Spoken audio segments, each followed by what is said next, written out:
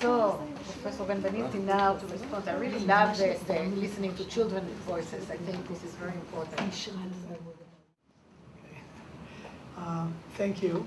I think it's a delight not only looking here and seeing so many old friends and students and colleagues over the years, but I think we were very privileged to see, on the one hand, the not so young and wise, and on the other hand, the pack of energy and brightness of the young generation that will teach us a lesson or two in years to come, and I thank you very much.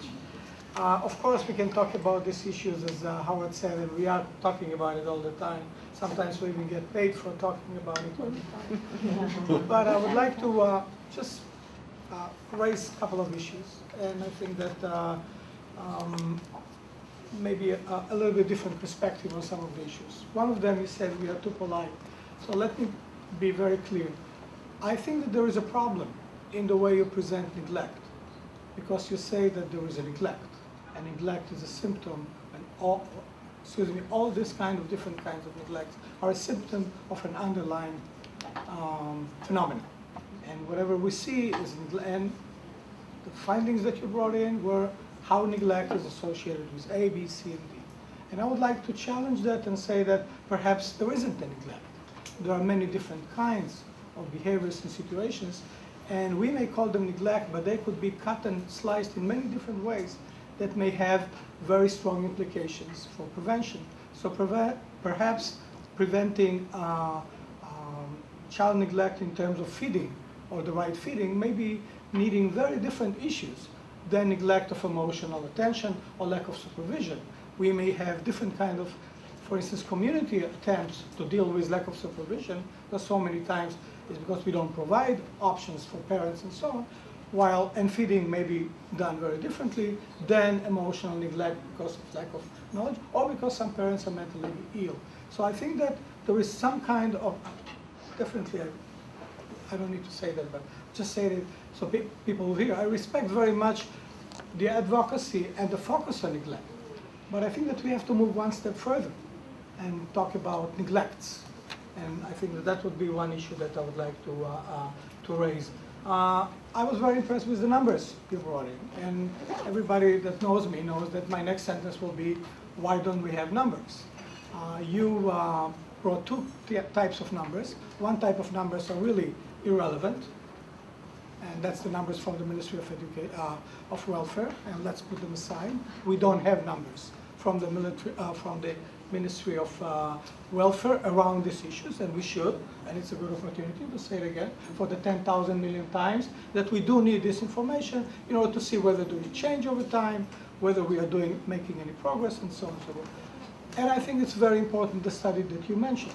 The study, I wouldn't call it Triana study, I would say Haifa study, to give them the respect they deserve, and thanking Triana for the funding. But I think but I think it's a very important beginning. And I think that we should learn from this first attempt and continue doing it over time to see whether we are making progress and whether some parts of our culture are benefiting more than others in all these kind of programs. I thank you very much for your focus on children's voices, and I think it's almost needless to say it's very important. I would like to say one more thing about the fact that we usually, when we think about children's voices, we think about qualitative studies in which children speak. I would like to say that a study like was done in Haifa that talked to 8,000 kids and gave them a voice, that they could say that how many of them were neglected or not, is at least as important as a study of 7 kids, with the importance given to that. So I would like to encourage us to think about it in other ways, in terms of listening to the voice of kids. I have, of course, a few more issues. One that I would like to close in. Sometimes we say immediately, and we are very good at that, and I have some like gold stars in being very cynical and negative and critical about the Israeli system and so on. But so many times we say, we don't give money to prevention. Well, we don't have programs. Let's have a program. Well, I think that that may be the wrong way to go about it. And having a program in one neighborhood in Tel Aviv might be the wrong way to go about it, although I'm very impressed with your enthusiasm, and I'm sure that you'll do a great job. We need a different approach to a system. The money that goes to this program should be going, or additional money, I apologize, additional money should go to the kindergartens in improving the training of the sayot, or having more sayot. Should be more babysitting available, and so on. We have, moving between Hebrew and English, I'm getting confused, these kindergartens, merkazei yom, and things like that. The more we have them, these are our prevention issues. Having teachers being able to identify, or having 10 minutes a day talking to children like they're doing now, this is one of the most amazing prevention efforts happen in Israel. Nobody connects to it. Teachers are now given time, in most cases, to listen and talk to children for 15 minutes or half an hour a day.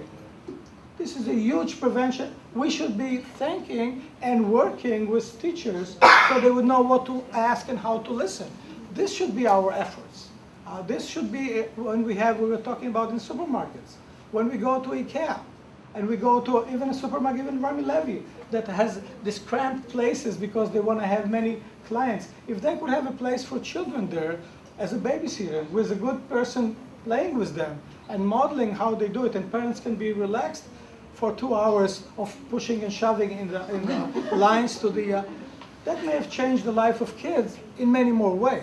And so I think that we should not only talk about prevention in terms of programs, but we should talk about a society that prevents this kind of. Okay, done on time? Good, very good. Thank you.